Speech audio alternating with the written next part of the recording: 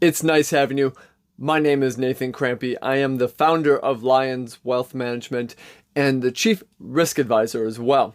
Now, what that entails is taking a look at where we're at with the economy and the markets and putting together the portfolios that manage risk associated with the markets and also your overall wealth plan. Now, with that, we have to take a look at a lot of the different elements of the economy, of inflation, what we're getting right. But then also we want to be talking about today what we've gotten wrong over the first half of 2023. Now, what we're going to take a look at here then is what we're going to be expecting for the second half of the year as well, and then implications for your overall investment plan. So let's dive into some details here and take a look at really where we have been and why we've had such a interesting time for 2023. All right. Well, what we're really seeing now is what we call the nowcast. Now, this is a model that has well over 30 different elements to it that go into looking at anything from durable goods all the way through inflation aspects. And what we can do then is take this information, and this is where we start to produce our lead index. So the lead stages, the Lions Wealth Economic Activity and Development, if you remember, have 4 different stages. And we have stages 1 and 2, which we see growth happening in our economy and reasons to be optimistic. Well, then we have stage 3, which is a stagflation, and then stage 4, which is really the worst of the worst. This is where we're starting to see where economies go to die over time, where we have a disinflation or a deflation start to happen, as well as a slowing of the economy. Now, when we take a look at where we're at today, we can really start to see that what we call stage 4, lead 4, is really starting to creep up more and more. So this is actually a very easy chart to read. On the left, we have a lot of green. This was from a couple of years ago where we had a lot of growth that was happening in our economy coming out of the pandemic.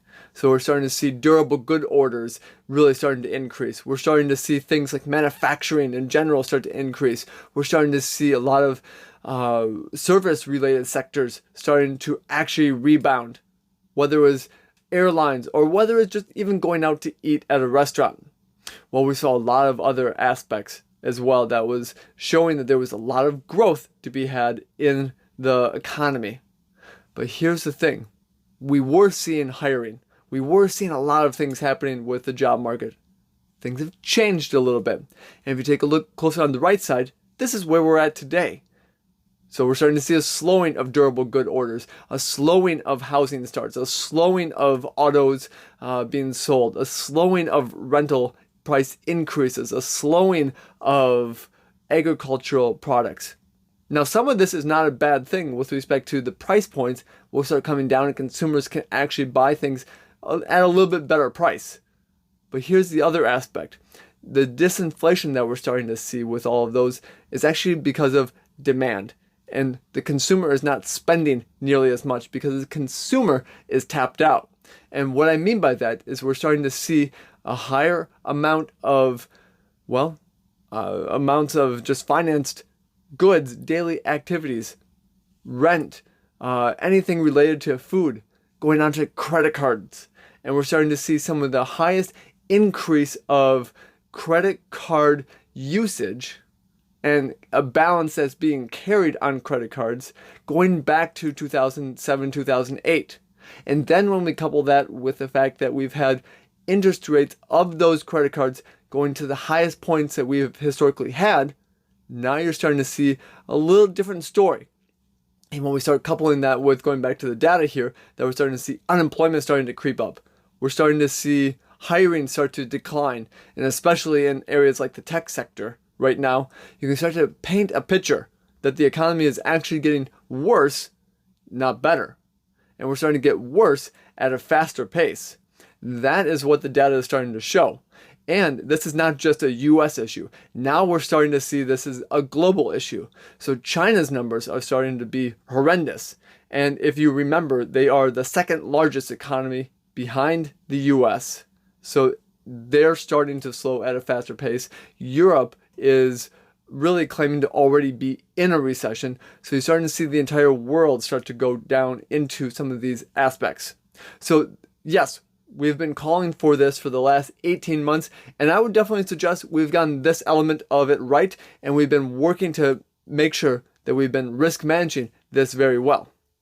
So now we take a look at 2023, and yes, the data is getting worse. So why is it that the stock market is getting better? Well, for that, we have to come back down to the Federal Reserve and the Treasury of what is going on here. So when we take a look at the details of the Federal Reserve, raising interest rates is one of those things that they've been wanting to do to really reduce the liquidity in the stock market. So if they make things a little bit harder to borrow, so whether it is on a margin account in your brokerage account, or whether it is a bank trying to lend to commercial real estate, or maybe even to your home, all of those things hinder inflation. All of those things hinder the prices that you're starting to pay. And by taking money out of the system in that manner, we call this quantitative tightening, then we start to see that there's a reason why some of this red is really starting to crop up more and more. Well, that's called liquidity. And we've been taking liquidity out of the system, the entire global system, for the better part of a year, coming up to the end of 2022. So now we can start to see the reasons why things were acting the way they were, why the stock market, why the bond market was all starting to go down simultaneously. But things have changed, and I want to highlight a new chart. This shows the stock market versus the liquidity from really the fourth quarter of 2022, so starting about October, November, all the way through today. And what we're starting to see is all of a sudden, we're starting to do quantitative easing, meaning we're starting to put money back into the system. We're starting to put liquidity back into the system, not tighten. And we're starting to do that at a faster pace. So the Federal Reserve has come out and says they want to continue quantitative tightening. They want to be increasing interest rates. And right now we're actually looking at having a July interest rate increase. So why is it that the money is really getting looser and we're starting to see more liquidity in the markets? Well, that comes back down to Janet Yellen and the Treasury. You see, right around the year end, we had the debt ceiling. And up to that point, this has really been an issue that the debt ceiling was saying that we couldn't borrow any more money. So what Janet Yellen did was basically tap the Treasury General account. Now that is something that has been a plan in place for her in case of emergencies like this. So she's using these bonds that were an emergency basically era to put into place because we did not have the new debt ceiling approved. Well, because of that alone acted as a stimulus to the economy. So on one hand, now we're starting to see that we're trying to tighten our monetary system. We're trying to increase interest rates to not only to affect banking and the loans, whether it's to housing, whether it's to commercial real estate, all these different areas. But on the other hand, we were loosening our liquidity. We were easing at a faster pace than we were tightening. So the pace at which we were doing this was ever increasing, and that money needed a home. And that home, all of a sudden, became about 7 stocks in the technology sector. That's where we start. Because when we take a look at what we got wrong, we did not understand the fact that the Treasury could go this long in creating this easing, this loosening of liquidity, where they were talking about the fact that they're supposed to be tightening and the rest of the world is trying to tighten, and the US decided they wanted to ease. So that's where we come to today. The fact that now we have a tale of two governments. And what we are trying to talk about today is the fact that we have the Federal Reserve really trying to hold the line and saying we want to tighten, we want to tighten, we want to tighten. We want to get inflation back down to that 2% level.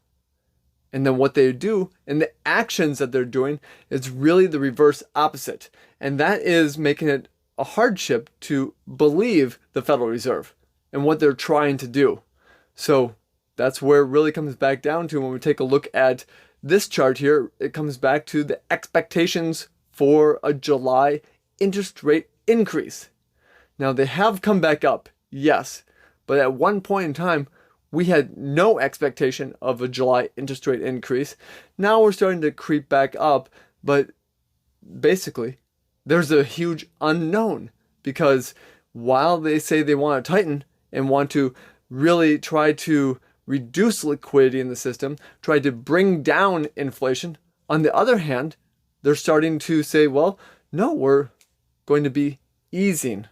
We're going to make it easier to borrow. We're going to make it easier for the consumer, which in itself is not a bad thing. But when you take a look at inflation, and you can look no farther than agriculture right now, of how all of a sudden that's really starting to increase in price. So the food that we buy is starting to increase in price. Well, now you start to see that inflation is not going down at a pace that the Federal Reserve wants it to. So we may have more tightening to come to try to get inflation down, but then we have the easing that's offsetting it. So in reality, we may actually not have a lot to go on with respect to the thought process of what's to come, because we don't know what the Treasury is going to do, and we don't know what the Federal Reserve is going to do, because we can't trust them. So what it comes back down to is then the thought process of where everyone is going. And right now, what this shows you is that everyone has really come back to saying we need to be invested into stocks. So all the way on the right side of this chart, it really shows how many people are going back into stocks. And this is really coming back to the height of 2016, and then the height of 2018, right after we had some of these Tax Cut and Jobs Act brought in place by President Trump. So what we're starting to see is that what you call the bullishness, the ways that people think the stock market is going to continue to keep going up, and the placing their bets accordingly, is now at heights not seen since we've had this incredible easing of the stock market, incredible easing of the liquidity, and a huge mass amount of money being put into place. So that is, again, where we're at today. But let's take a look at some of the other thought processes here. Well, yes, we have people that are piling back into stocks, but when we take a look at why, it's a little more unclear. And what this shows is, yes, we have the stock market going up, but this black line comes back down to what we call the price to earnings ratio. Now, this has historically been a little bit more towards about a 15 to 16 range of the price you pay for the earnings that you are expecting.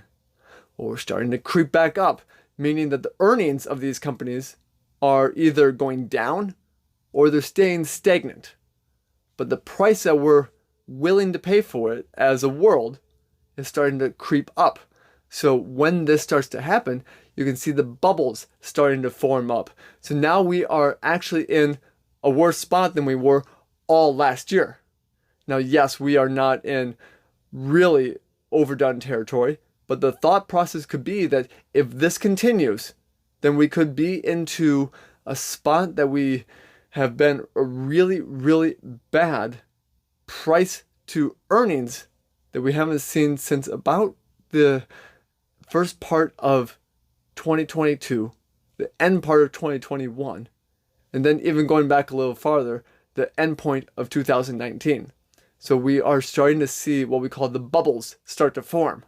So this could be the fact that all of a sudden we start to see a reversal of the stock market, but it could also be that this could be a trend that's starting to continue a little bit more, that we are willing to pay a higher price. So this is not necessarily indicative, but we're starting to see it and take a look at it from where we're at historically, and now we can start to see a pattern emerge. So when we take a look at history, and this is going back to 1929, we can really see that a correction that happens, and so we take a look at every single correction that's out there, we're about average. But what it also shows is that we may not be done either. There are plenty of times in history where, given this stage of what we call the bear market, this is only about halfway through. And so if we take a look at it in light of this, well, there are plenty of opportunities to say we could grow. We could start to say the worst is behind us and start to grow with our stock market. And we need to be putting money to work. But there's also plenty of evidence to suggest that things may not be as good yet. Things may get worse before they get better, especially with that price to equity ratio. So let's take a look at one other element. Well, this is, again, a lot of different things that are kind of coming together. And when we are trading the stock market the way we are, that we have what you call an extension of the stock market above the 50-day moving average, the 200-day moving average, all these different elements. Now, this is what we call technicals. And when we take a look at this and where we're at, you can actually see the other times in recent history that has been the same way. And what we start to notice is every time we get to be this skewed with the stock market, either we start to go on a sideways pattern, meaning we do not have any more growth in the stock market for a period of time, or we actually start to see a reversal and sometimes even a collapse of the stock market. So we're not necessarily calling for that either, but it just highlights the fact that there's so many different dynamics at work right now that it is really to the point that we still need to be risk managing where we're at. And this is also the last slide I want to show you here, just some thought processes that I have put in place of the dynamics of that risk. What's still out there and what's to come. And we take a look at the negative sequential lending. So when we're talking about banks lending to especially commercial real estate and to housing and also autos, that is really to the point that they're not doing that in the same way, especially to commercial real estate. And that is one of the biggest bubbles right now that has yet to fully pop. And that could have wide-ranging implications to the banking sector. So we're not out of the woods there yet. Well, I did talk about the quantitative tightening versus quantitative easing, but on some elements, we're still seeing that quantitative tightening happening. And you're starting to see that in the money supply a little bit. So some areas we're adding liquidity, in other areas we're trying to take it out, but we still have a negative year over year, what you call M2, money supply. So not necessarily a good thing if we're talking about a resurgence of the economy. Well, we're also talking about layoff announcements that are starting to creep up more and more. We're starting to talk about the low-end consumer debt vertical. So when we're talking about the spending of the bottom about 60%, that's really getting to be worse, not better. We're starting to talk about interest rates that are continually going up, and the Federal Reserve has signaled 2 more times this year they want to raise interest rates. Again, there's going to be a wait and see, but we do think at least we'll probably get 1 more at the minimum.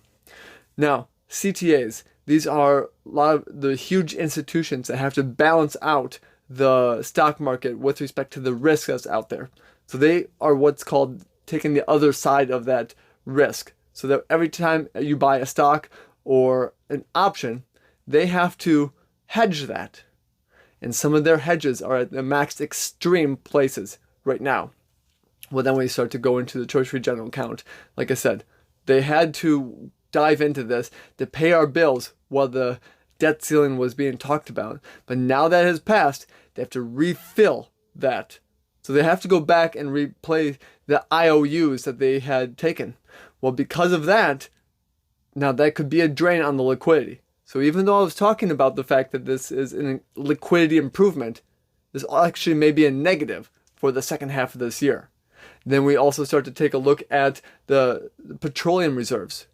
So this is where President Biden has been, over the last about 6 months, releasing a lot of our reserves of gasoline and diesel into the markets to bring down the price of inflation and to bring down the price of gas. Well, because of that, we are at historical lows in this reserve. So now we have to start figuring out how we're going to be refilling them, getting them back up to where they should be in case we actually do have an issue and need them. Well, that may bring the cost of gasoline back up, so starting to increase inflation. Well, then we match that with student loan debt repayments that are starting to come back online here in about 2 months. Then we start saying that interest rates, credit card interest rates, all of that is starting to continually creep up more and more. We start to see the fact that we have the commercial real estate, the crisis starts happening there, building more and more because they are unable to get lending and because they can't finance the buildings that they already have. We're starting to see the bubble and the fear of missing out starting to go to like a max extreme. And then we're also starting to see people starting to pile into basically speculative, making casino bets on the stock market. And all of this is really not a good thing to signify that we're not in a spot that we are healthy, to be investing into a healthy economy, to a healthy stock market. We're seeing max extremes starting to take place. And when that happens, we need to go to other areas. We need to think differently. And so, yes, we can be invested into the stock market, but it may not be the US stock market that is ultimately the best one right now, where the data is getting better, where we don't see these issues starting to crop up, and we start to see more liquidity actually being injected and the economy starting to improve. That area is some of Asia.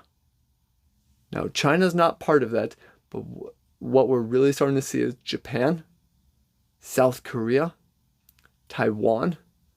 Those are all starting to be areas that we're actually starting to see improvement happen.